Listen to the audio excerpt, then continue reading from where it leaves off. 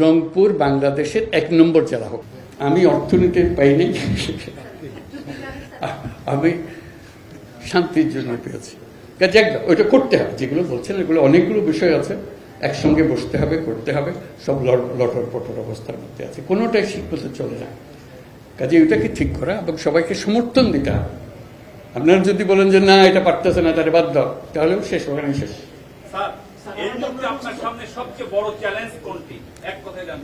একতা, নিজেদের মধ্যে একতা, এটি বড় চ্যালেঞ্জ। একতা হলে সবকিছু সম্ভব, ঐক্যটা আসে।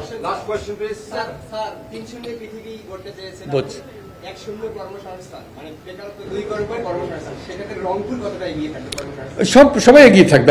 আমি কর্মসংস্থান সরকার করে দেবো এটার কথা বলতেছি না তো।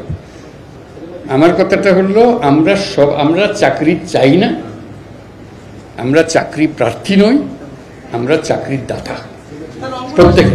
কাজে সেই জিনিস এই আয়োজন, এটা আয়োজনের বিষয়। কাজে প্রত্যেকের মধ্যে শক্তি আছে, একজন পারে একজন। এইটা পৃথকভাবে এখন আমি তো ডিটেলসের জানি না। রংপুরে যখন আসতাম তখন অনেক কথা জানতাম, বহুবার এসেছি, বহুবার গেছি। কাজে এখন আবার নতুনভাবে দেখতে হবে কোনটার কি অবস্থা। সব কিছু সম্ভব। যন্ত্র যেটা আমরা নিজেদের জন্য তৈরি করেছি এটা পচে গেছে বলে কিছু হচ্ছে। যন্ত্র যদি ঠিক মতো সব কিছু সমাধান আছে। কাজে এখন আমরা যন্ত্রটা ঠিক করি আগে, হলে কাজ করতে থাকবে। ঘন্টা বাজবে যখন ঘড়ি চলে না। অচল ঘড়ি নিয়ে আপনি কি করবেন? এটা নিয়ে যত কান্নাকাটি করেন কিছু করতে পারবেন না তো। কাজে যন্ত্রটা ঠিক করার জন্য এটাই হলো মুহূর্ত।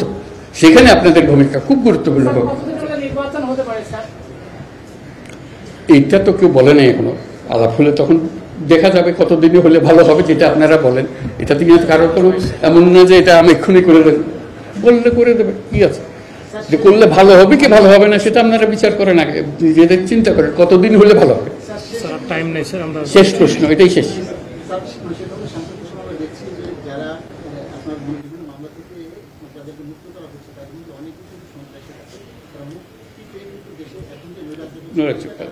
যোগদান করছে, কাজে ওই তালিকাটা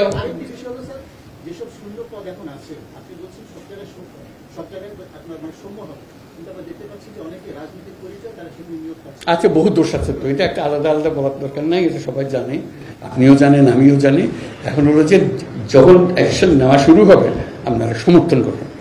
আপনি যদি এইটা করলো ওর করলো না কেন, তাহলে আবার এইগুলো চক্করে পড়ে গেলাম।